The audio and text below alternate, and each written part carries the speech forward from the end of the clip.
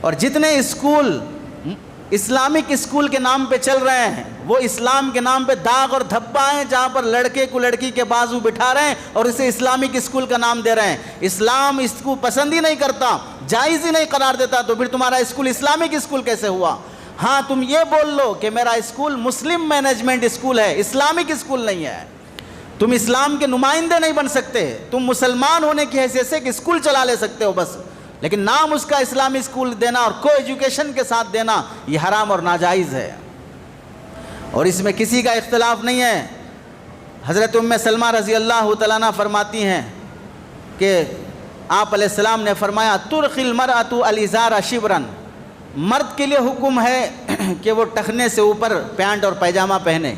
عورت کے لیے حکم ہے کہ وہ پنڈلی سے ایک بالش نیچے اپنا پینٹ اور پیجامہ نیچے چھوڑے۔ تو حضرت ام سلمہ نے فرمایا رضی اللہ تعالیٰ عنہ یا رسول اللہ پنڈلی سے ایک بالش نیچے چھوڑیں گے تو پیر کا اور نیچے کا حصہ یعنی ٹخنے تک کا حصہ اور نظر آئے گا، پھر اس کا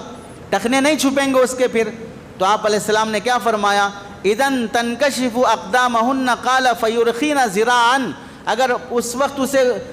ٹخنے تک کا کوئی حصہ نظر آتا ہے تو پھر ایک ہاتھ لمبے چھوڑے،